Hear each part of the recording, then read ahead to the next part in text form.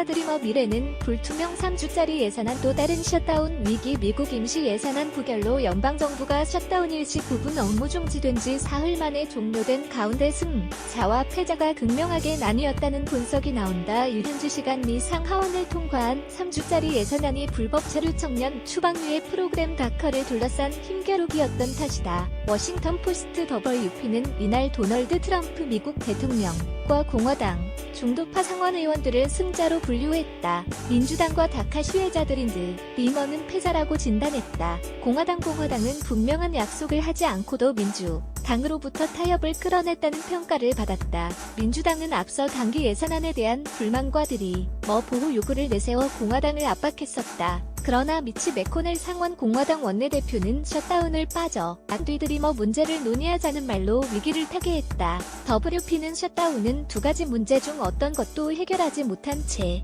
끝났다며 민주당이 가진 것은 공화당의 말뿐이라고 진단했다. 트럼프 대통령은 셧다운으로 예상보다 큰 타격을 입지 않았다는 점에서 승자로 분류됐다. 이번 셧다운은 여당인 공화당이 더 많은 양원의석을 확보한 상황에서 발생한 초유의 사태다. 민주당은 이를 트럼프 셧다운으로 규정하고 트럼프 대통령에 대한 공격을 시도했었다. 그러나 트럼프 대통령은 셧다운 사태가 발생한 이후 트위터에서조차 두문불출하며 상원으로 공을 넘겼다. 일각에서는 트럼프 대통령이 협상력을 발휘해야 하는 순간 모습을 감췄다는 지적도 나오지만 WP는 공화당이 셧다운의 정치적 내러티브 서사를 획득하게 돼 결국 승자에 해당한다고 평가했다. 중도파 상원의원들의 양당의 중도파 상원의원들은 이번 셧다운 사태 중재를 성공적으로 이끌었다는 평가를 받는다. 이들은 냉각된 양당 지도부 사이를 바삐오가며 협상을 주도했다. 특히 수전 콜린스 상원의원 공화 메인은 린지 그레이엄 공화 사우스캐롤라이나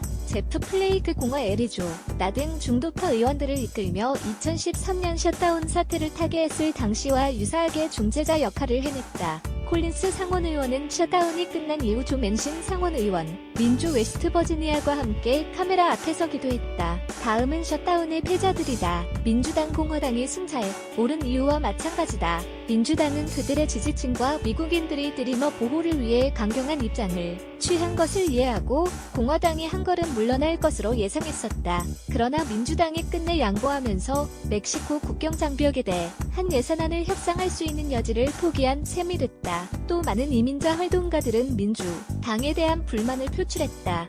WP는 민주당이 눈에는 눈 전략을 갖고 있지 않았다며 셧다운을 끝내기 위한 표결은 드리머들을 보호하기 위한 표결이 아니었다고 평가했다. 드리머들이 오는 3월 예정된 추방에서 자유로울지도 불투명해졌다. 민주당과 공화당은 셧다운 합의를 하는 동안 드리머 보호와 관련해 구체적인 약속을 하지 않았다.